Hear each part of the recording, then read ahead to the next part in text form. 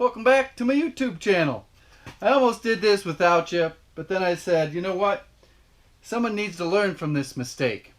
And I posted this on Instagram before the video even came out. And someone said, hey, you know what, Handyman? It just ain't gonna work. And I was like, oh, well, I gotta try.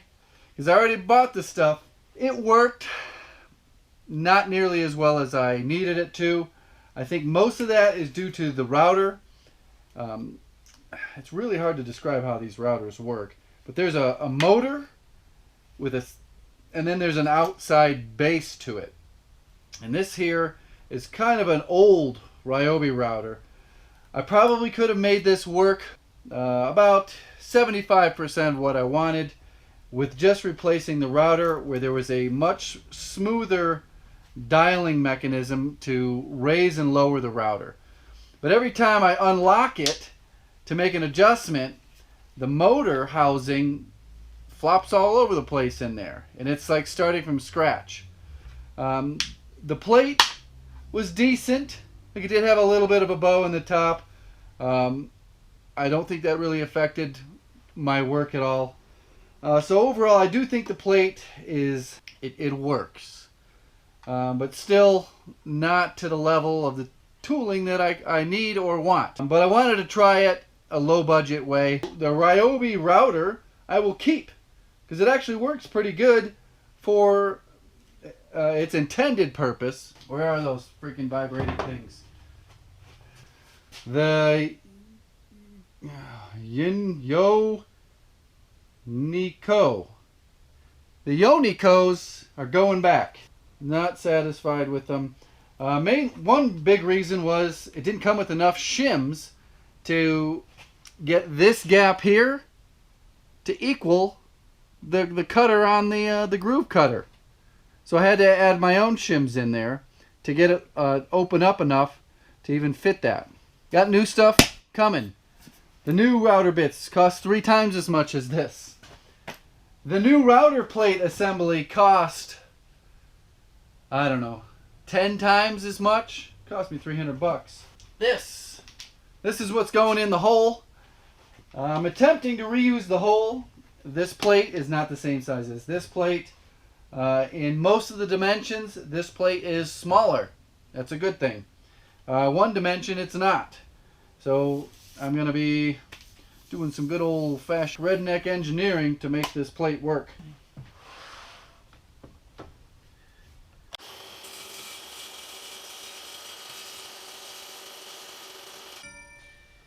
I know, I don't have any safety specs on. Holy cow. Could have went blind. 53rd.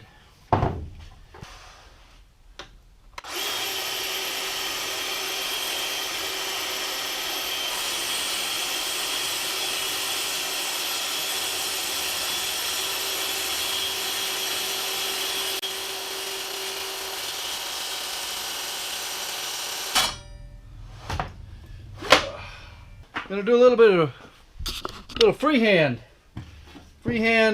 action here. Alrighty.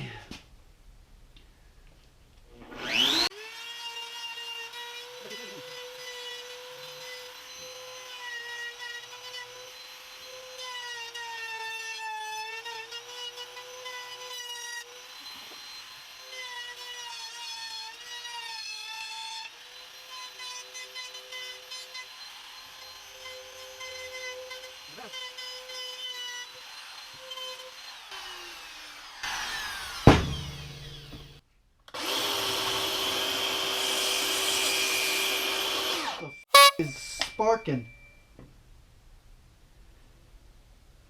Why is my riving knife touching the blade?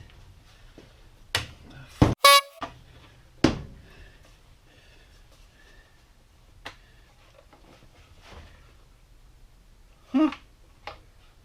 My riving knife is loose. There's got to be a way to hold this thing out. There we go. Don't get me. That's too strange. Right knife. It's too close to the blade. Like, very close. Use my. Oh, there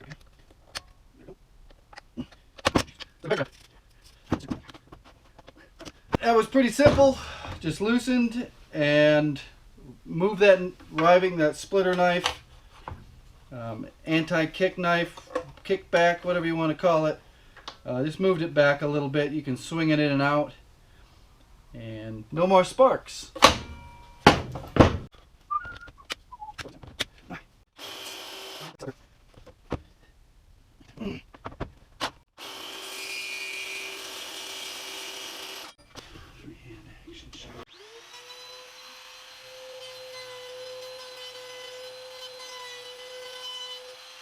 Well, it looks like tonight's fun and games are over.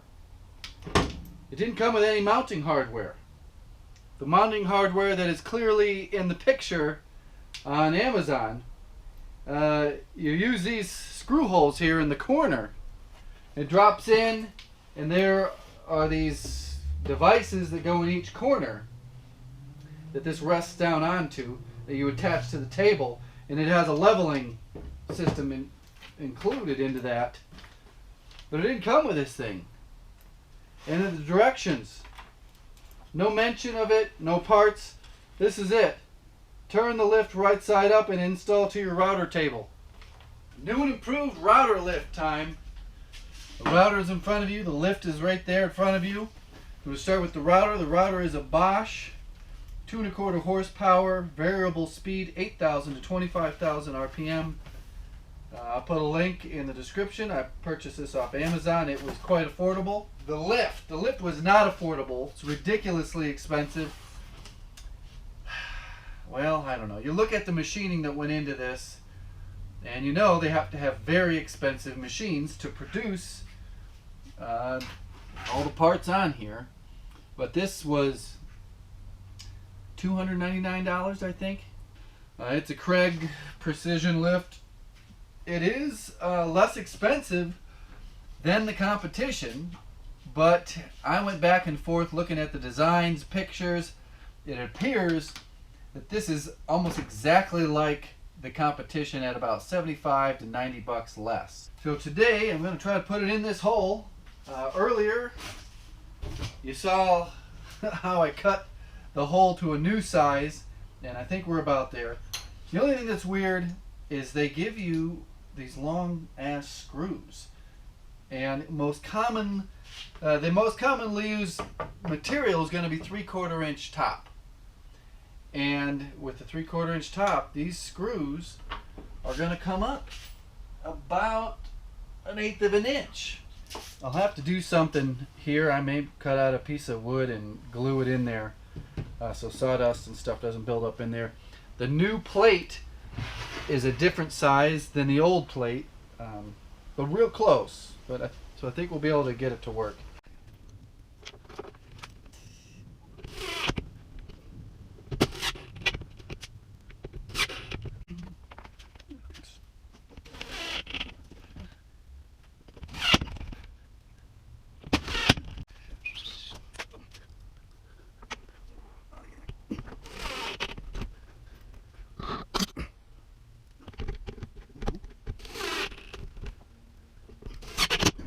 Alright, this should just drop right in here now. Ooh, look at that. I didn't know about that.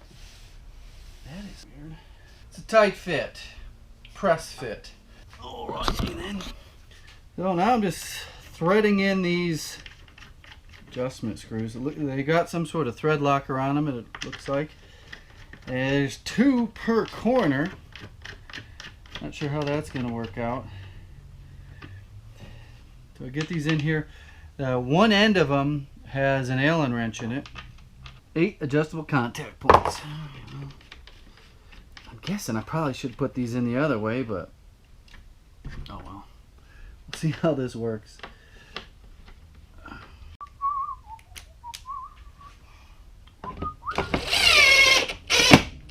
Much faster. Jeez.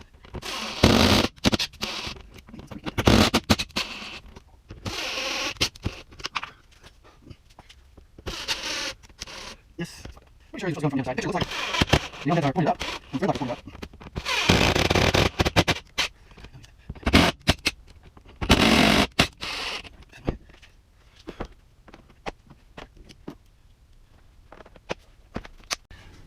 Okay, the next part, the actual lift, did come with instructions. So I know I got to get the whole base off.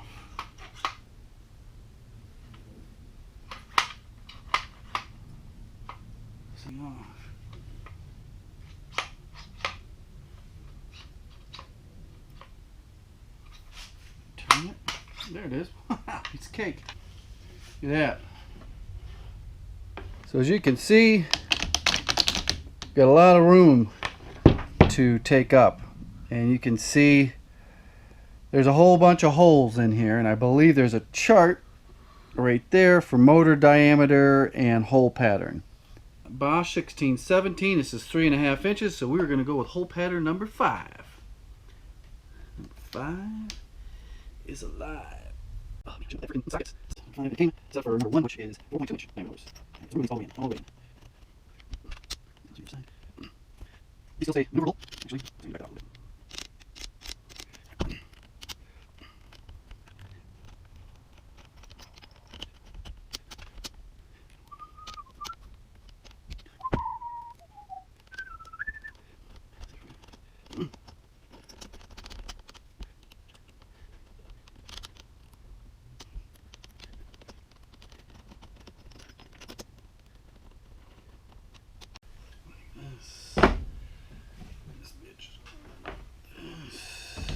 There we go.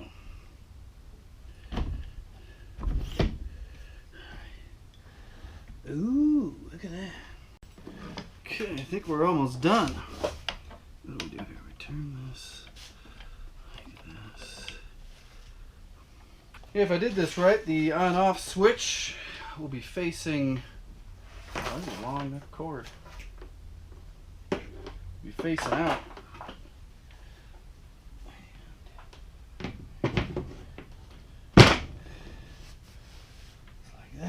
And this needs to go down. That's how you get to your parts. I just opened this up and wanted to show you what I'm talking about, the adjustability. All these things here that look like washers, those are shims.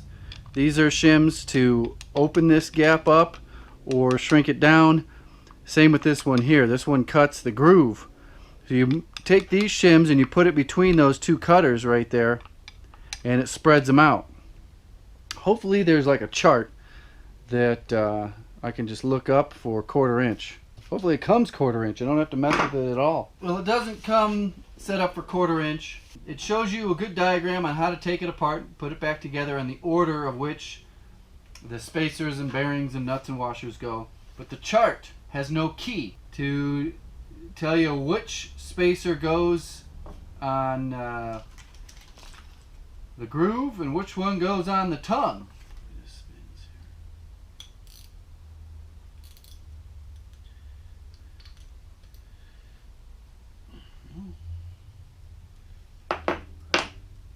My God, these things are so thin.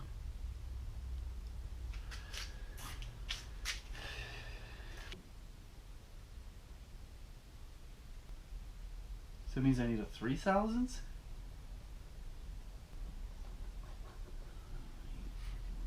I gotta take all these goddamn things.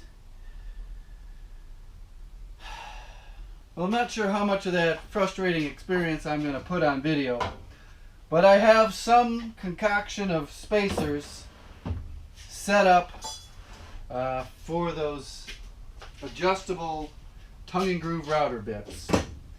I highly recommend you do not buy it. Oh man. What's interesting is the charts for their dado stacks are quite easy to read and find on the internet. Went to their website and crickets for a detailed chart. I'll show you what the chart is here. It's right there. I don't know what the blacks are, don't know what the grays are. There's gray with a little asterisk in it.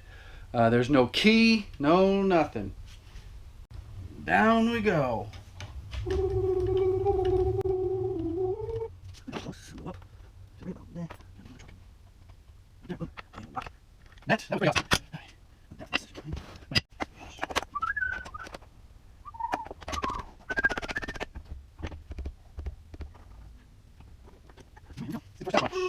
Test procedure over with. I don't know, probably got a lot more messing around, but I want to just do a test run to make sure everything works right. So I'm going to use the gripper to keep my hands away from it. Let's see here. Turn the router on first.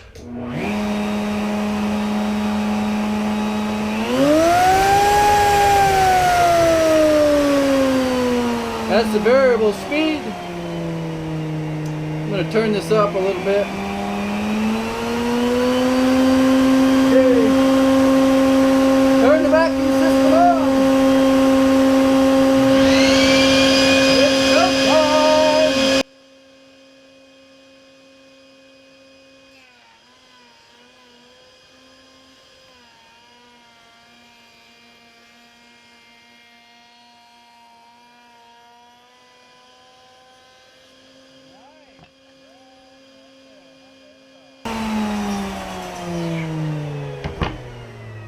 Well, cut it pretty good. You gotta unlock it, crank her up.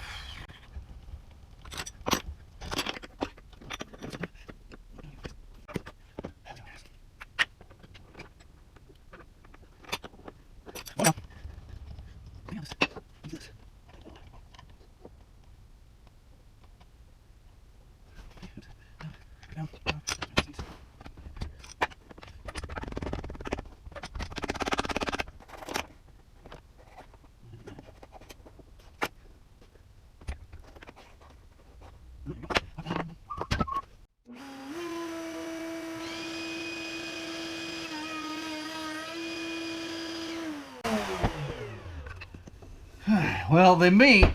They're pretty sloppy though. So my my arrangement isn't the right arrangement of spacers. So this is the MDF paneling that's going to go in the doors. Just want to see if I got this right. It's pretty darn close for the groove. It's a little on the loose side, but not bad. Take out one of those teeny tiny hair thin shims. I'm not sure if that's going to show up or not, but you can see there's a tiny gap on the right side of the sheet of MDF and the board that I cut the groove in. But it's not too bad. I might mess with it some more after a few beers.